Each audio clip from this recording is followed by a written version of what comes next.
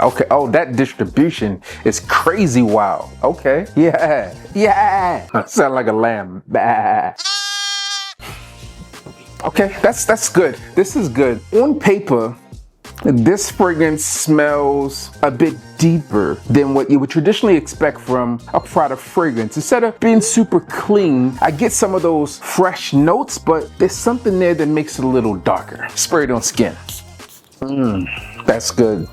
Not great, but good, at least so far. Now, when I look at the presentation, I thought this was going to be super earthy. This one's more woody than earthy, and it's not really a bad thing. Now, here's what I'm noticing about this fragrance on like first sprayish or so. When I think about this fragrance, this one is very different than some of the fragrances that are coming out today. Traditionally, we get those punch in your face type of scents where they're loud, they're aggressive, they're bold, but they're also hyper sweet. So they kind of really appeal to the younger crowd, but this one's a little different. Prada said, we're not going to go with the flow. We're going to pave our own course and stay in our lane, and that's exactly what they did. To me, Paradigme lacks a lot of that sweetness that comes in some of the fragrances releases that dropped this year. I'm thinking Armani Stronger With You Parfum. I'm thinking Polo 67. Hell, 1 Million Gold Elixir. There's a lot out there, and this one doesn't really take that approach. This is one of those fragrances that is still upscale enough for you to wear to the office, but also isn't old enough for you to feel like you should pick this one up for your grandpa.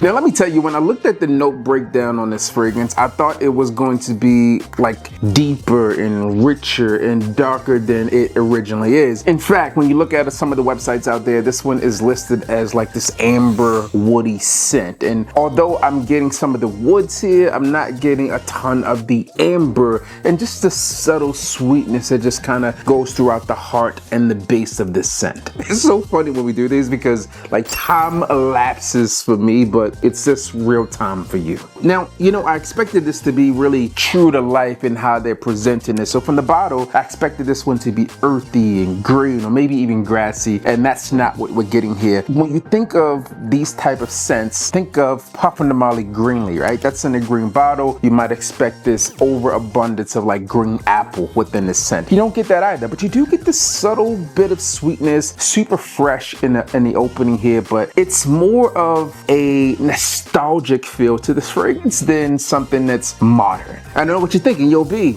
it should be modern, it's brand new. Now, it does have a modern flair to it, but what I will say is that this one's reminiscent of something that would have been like a 90s scent. Again, when I'm talking about masculinity in fragrances and something that, when you smell it, you would think that this is for a man. This is where this fragrance comes in versus so many of the releases that we get today that really could go on either side. I've had tons of conversation with perfumers, and one of the most helpful ways that I've had is to look at the fragrances kind of like an act in a play. So really 3 separate acts here. On the top, on the first spray, you're gonna get something that is fresh. Now, it's not overly fresh. Don't think of something bright like a Dior Homme cologne. This one has a subtle freshness to it that just makes it feel good. But then it begins to twist a bit, and that's where you get some of this woods that we're talking about. This fragrance doesn't feel like uber masculine, like in terms of like heavy leathers and things of that nature, but it does feel masculine nonetheless, and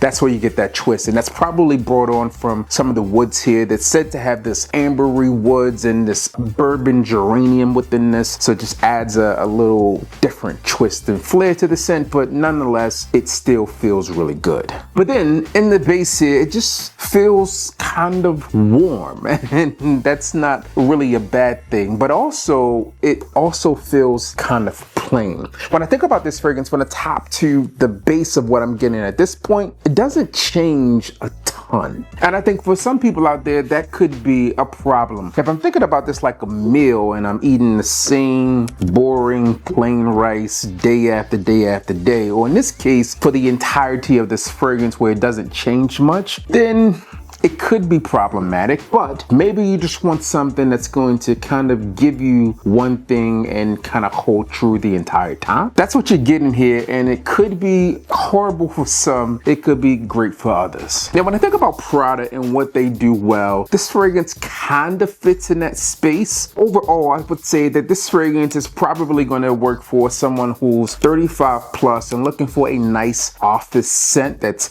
not going to be too in your face, not going to push the line too much. Or maybe you're under 35 and you are in an office space and you just want something that smells like you're here to take care of business. That's what I get with this fragrance. Now, this is not a fragrance that's going to grab a woman's nose and make her chase you down the hall just to get an extra whiff of you, but it will just make her say, he smells good, if she catches the whiff. Now, as this fragrance is going on, it's sitting closer to my skin, so I don't think this is going to be the one of those that reaches out and grabs you like Scorpion. Get over here! Get over here! It's not one of those. This is more like, hey, you smell me? Do you smell what the Rock is cooking? Hopefully they do. But nonetheless, I think this is just a decent fragrance. As the young kids say, this one's kind of mid for what it is. But it may fit for some of you in a very specific situation. It's not bad, it's not great, it just really sits in the middle. And speaking of the middle, let's talk about the price point, because there's 3 sizes available here. You have a 1.6, you have this 3.3, and it also comes in a refillable 5-ounce bottle. Now, I'm not sure why they did the refillable. Maybe they assume that this fragrance is going to be this big hit that people are coming back for all the time. I don't necessarily believe that's going to be the case, but who am I and what do I know? Clearly not much. Let me tell you, this fragrance here is 165 bucks, so it's not horrible, especially compared to the price of fragrances today. It just fits somewhere in the middle. Some fragrances I would probably reach for before this is Mont Blanc Explorer Extreme, Dior Sauvage Elixir, or even Tom Ford Grey Vetiver. That's just my take on it. And let me know your take on it below, and click here because YouTube thinks you like this video much more than you like this.